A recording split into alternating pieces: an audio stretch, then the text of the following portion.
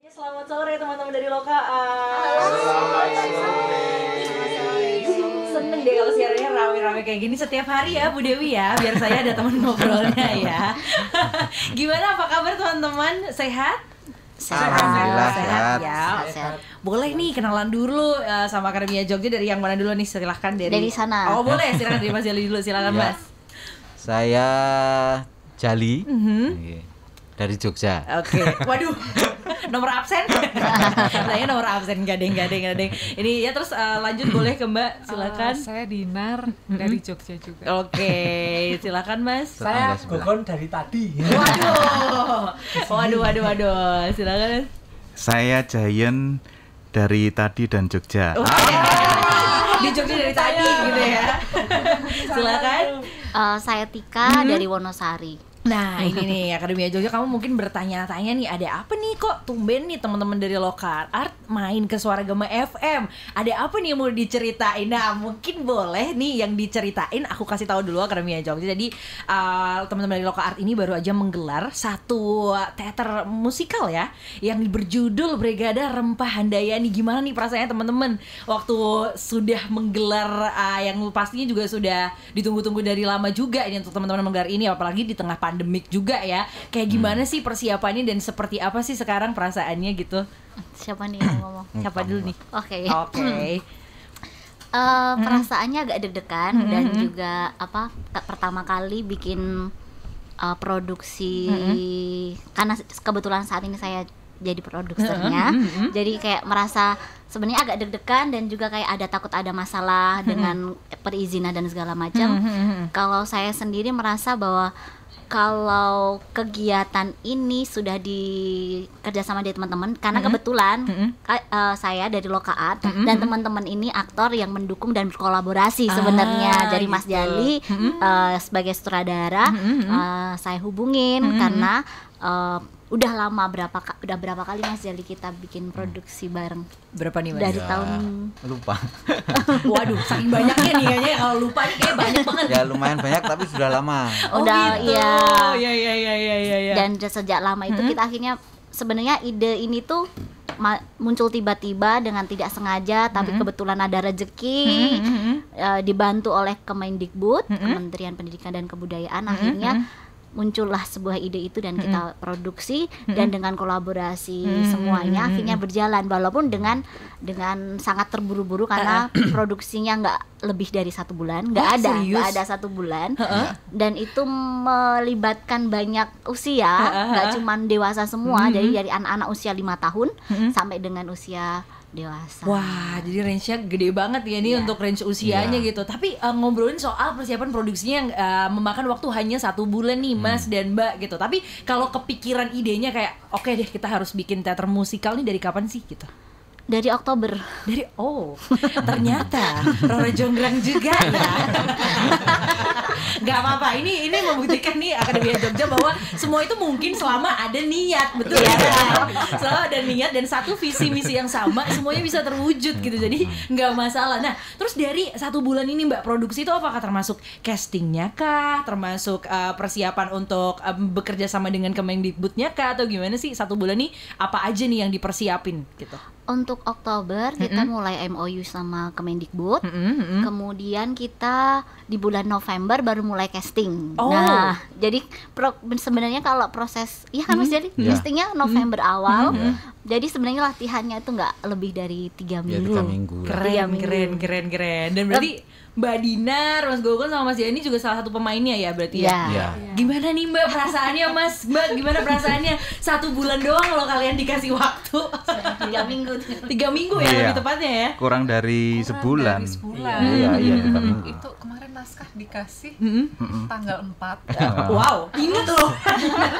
Tanggal 4. Kemudian Dan itu pun Kemudian berubah-berubah. direvisi berapa kali? Berapa draft? Empat 4 kali draft. Wow. Terus harus lepas naskah waktu itu Tanggal tanggal 20. 20. Keren. Lepas naskah. Dan yang paling menantang kan Gimana tuh, Mas? saya pribadi kan aktor-aktor yang berbasisnya ini kan membaca naskah biasa kan. Dan ini drama musikal Wow. yang notabene latihan musik cuma waktu karaoke. Jadi itu tantangan bagaimana supaya paling tidak nggak fals. Itu jadi Suruh nyanyi satu dikit kali ya. deg-degan. Coba nyanyi dikit kali ya, Mas. Nyanyi dikit kali ya. Seru sih. Gitu. Coba dong kita lihat hasil latihan 3 minggunya nih gimana nih. Oke. 1, 2, 3. Coba ya. Boleh. Yogyakarta negeri elok bernama harum. Amin, Nah, amin. itu aja dulu. Kalau seru. Ini. Vibrasinya nggak keluar, Mbak. Waduh, gak apa-apa Mas, nanti les lagi ya. Nanti les lagi, gak apa-apa. Terus ngomongin nih soal pemilihan pemainnya juga nih Mas Jali ya. Iya. Ini kan bisa dibilang berarti kan 3 minggu dalam 1 bulan tuh berarti pemilihan castnya cuma 1 minggu doang nih. Iya. Ini kayak Mas punya gak sih indikator-indikator apa gitu yang kayak aku mau yang kayak gini nih yang jadi pemainnya kayak gitu misalnya Mas. Iya, kalau saya kan diminta sama Tika untuk menggarap ini, dan Tika sebagai produser memberi saya keleluasaan untuk memilih siapa ini aktornya gitu. Nah, saya sebenarnya memang sudah beberapa kali mengikuti kegiatan teater gitu, jadi sudah mengenal mereka. Dan itu proses itu begitu dikabar itu bulan Oktober itu kan naskahnya belum ada. Cuman baru tema aja. Tika bilang ini musikal temanya ini. Aduh, oke gitu. Nah, jadi kemudian ketika saya mulai menulis itu kemudian ya jadi sudah terbayang. Oh, ini pas dialog ini tokoh ini gitu dialogin. Oh, kayaknya ini cocok deh kalau yang ngomong si Giant misalnya kayak gitu ya. Akhirnya situ. Nah, tapi yang kemudian ada pemeran-pemeran lain, dan karena Loka Art ini adalah juga dia punya tempat belajar dance school ya, belajar tari gitu. Jadi nah, untuk yang mengcasting siapa yang terlibat ini sebagai penari-penarinya, anak-anaknya ini yang gitu. Ya saya berusaha untuk ikut gitu, ikut menyarankan gitu, tapi ya saya pasrahkan sama tim koreografer aja sekalian gitu. Mereka yang mungkin lebih paham ya soal tari, soal potensi tari gitu. Itu sih. Jadi banyak banget yang terlibat seperti kata Mbak Tika tadi ya, dari usia 5 tahun ya Mbak ya. Wah, keren. Nah, Akademia Jogja kita habis ini bakal ngobrol-ngobrol nih lebih lanjut tentang gimana sih ceritanya kemarin dan gimana sih sekarang kesan-pesan baik para pihak yang terlibat, dan juga pasti masih ngobrol barengan Loka Art nih soal drama musikal Brigada Rempah Handayani. Mas Jali, kenapa sih kok rempah-rempah gitu?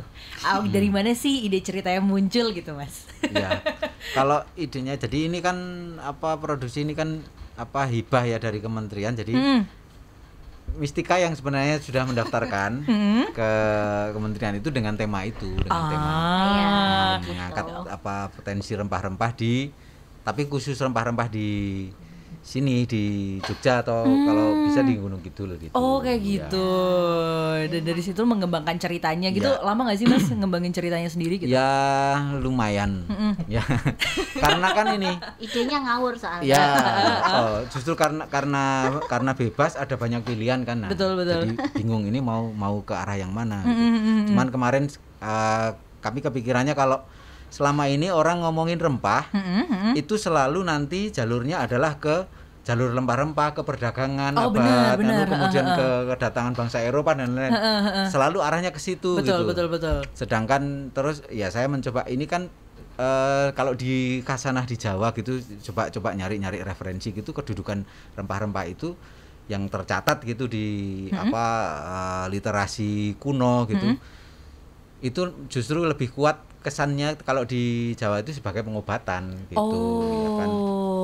Nah, makanya gitu. kita terus kebetulan kan ini sedang ada masa pandemi ya, ya walaupun yang nggak tahu juga itu matching apa nggak obatnya untuk corona, tapi ya kita kemudian membawa arahnya ke rempah yang sebagai pengobatan gitu. Oh, kayak gitu. Ya.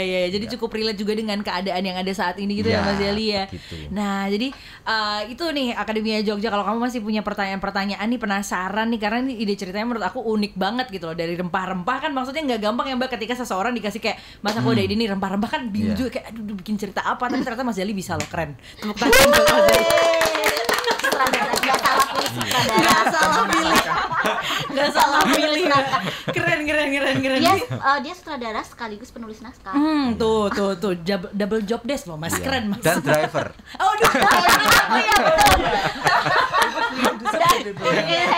Terbuka semuanya ya di sini. Latihan Kenapa tuh, Mas? dua tempat kan, Oh, Mistika gitu. dan teman-teman di Gunung Kidul, Wonosari.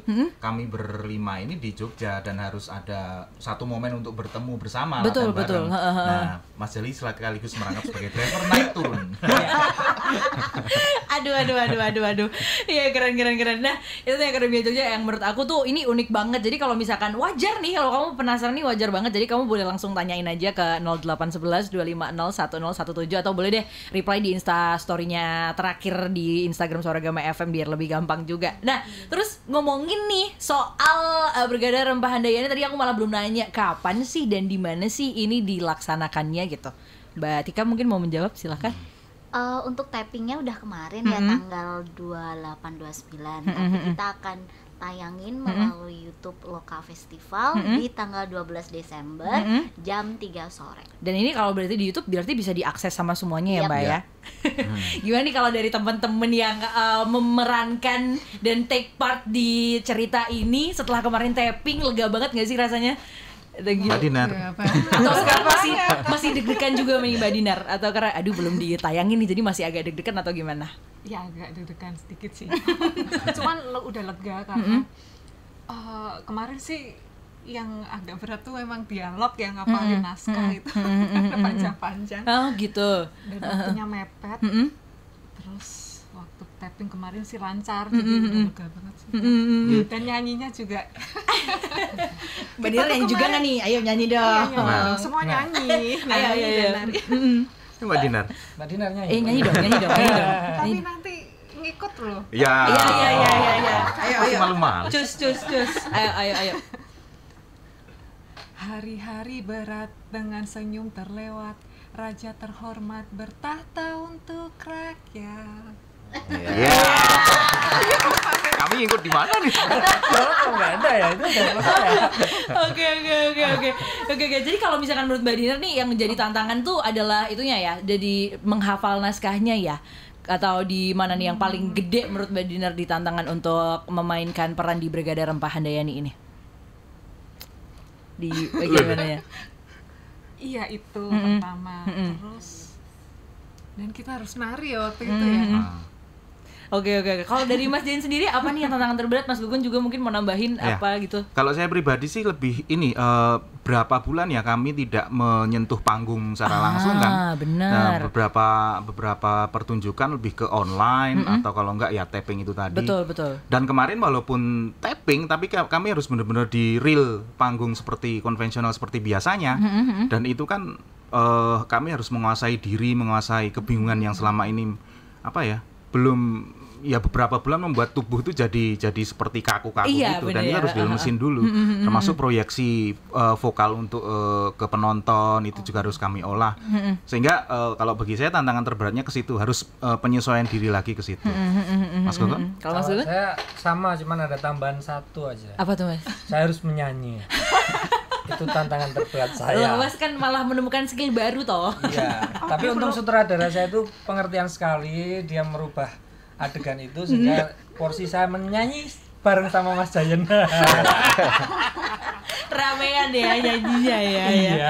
Oke. Banyak cerita-cerita serunya nih Akademia Jogja. Nah, tapi aku lebih pengen juga nanya nih, mungkin boleh dari teman-teman bantu menjawab kalau boleh diceritain sedikit aja nih tentang cerita atau benang merahnya si Brigada Rempah Handayani ini tentang apa sih dan apa sih yang berusaha untuk diangkat gitu.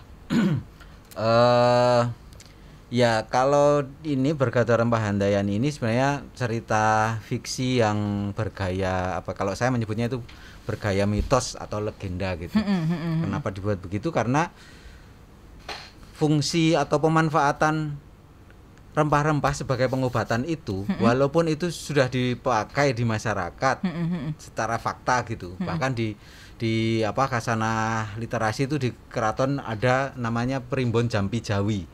Yang itu ada ratusan rempah-rempah beserta resepnya untuk mengobati ini apa aja gitu. tetapi kan dalam dunia kedokteran ilmiah selalu menganggap itu mitos. Kemarin juga orang mengkampanyekan jahe merah gini-gini.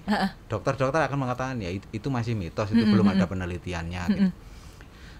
Ya yang disampaikan di sini ya pengen kemudian istilahnya itu meneriakkan lagi gitu bahwa ini tuh udah beratus-ratus tahun dipakai. Oke, secara ilmiah memang belum dikaji. Ya silahkan gitu. Mari dikaji siapa yang bisa gitu. Kalau kami tentu saja bukan kapasitas kami.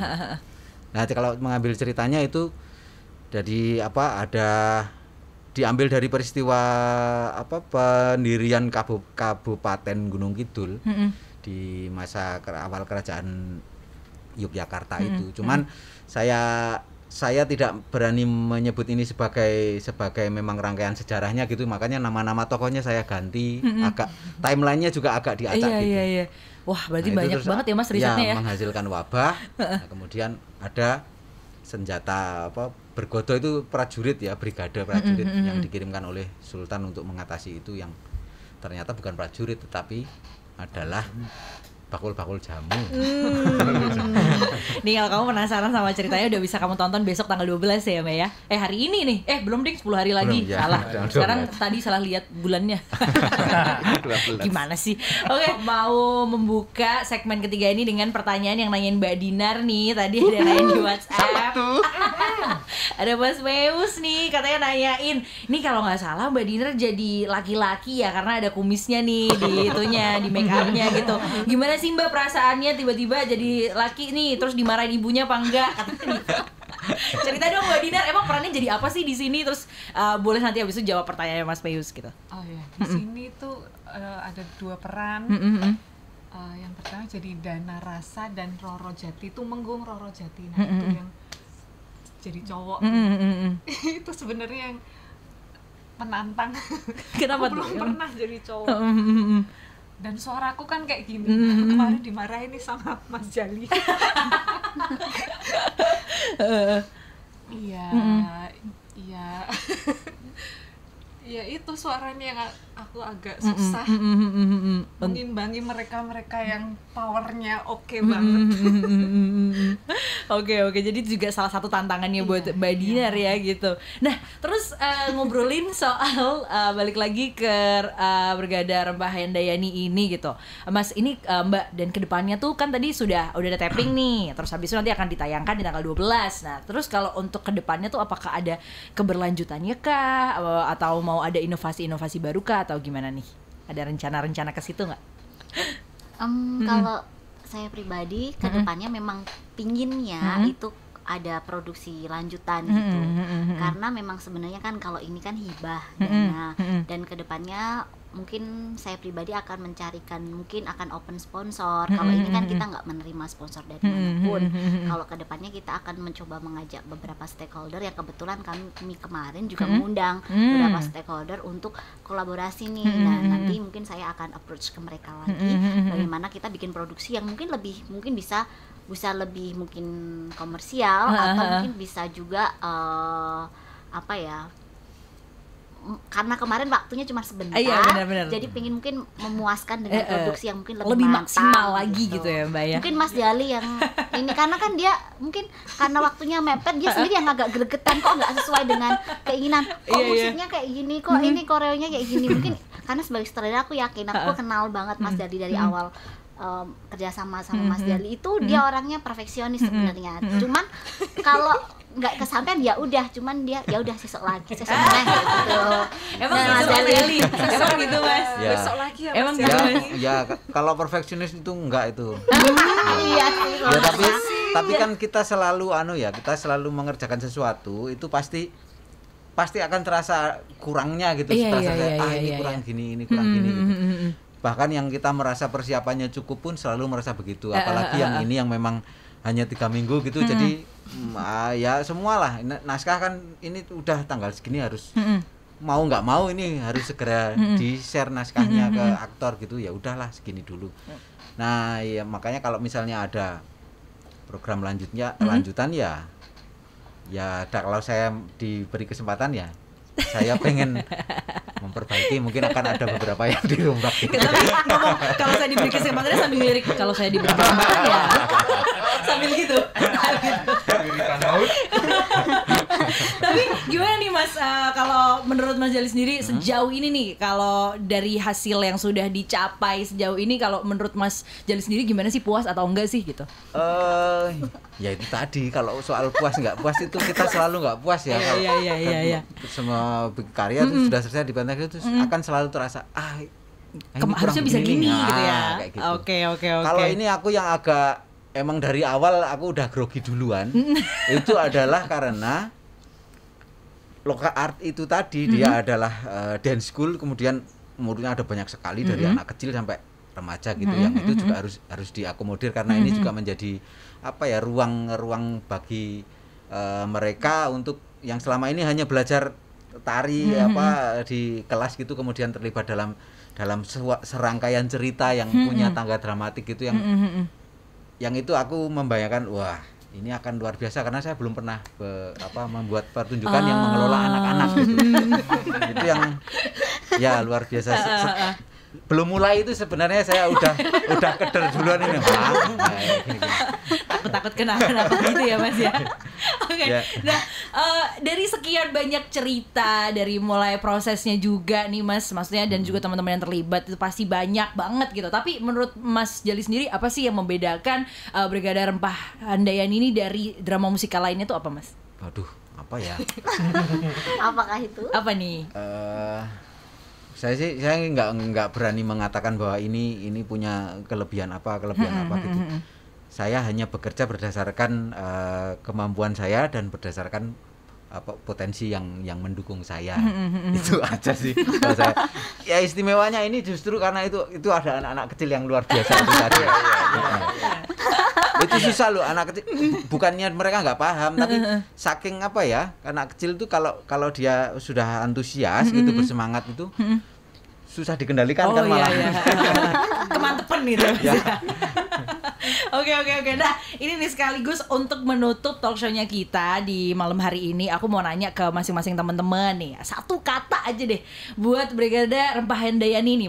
Apa gitu? Coba dari Mbak Tika, terus nanti ke Mas Jayan, ke Mas Gogon, ke Mbak Dinar, habis itu ke Mas Jali. Apa nih satu kata tentang Brigada Rempah Handayani ini yang Akademia Jogja juga wajib banget buat nonton besok tanggal 12 gitu. Nonton. Oke, satu kata dong. Oke, boleh. Ya. Boleh. Arahnya ke situ ya Mas ya. Wajib nonton. Oke. Kalau Mas Jayan apa nih? Kalau saya bahagia. Karena ada di akhir ada di liriknya nyanyian itu, bahagia adalah obatnya. Oke. Aku kayak bisa nebak nanti Mas Jali bakal ngomong apa? Anak-anak. Gak deh, coba Mas Gogon dulu. Kalau saya siaga. Oke. Boleh. Rempah Handayani siaga. Oke. Boleh, kalau Mbak Dinar apa nih? Kalau aku touching. Oke, touching. Boleh. Mas Jali, nih. Ya, aku nggak satu kata ya. Apa ya, tuh? Boleh. Ya, itu anak-anak luar biasa.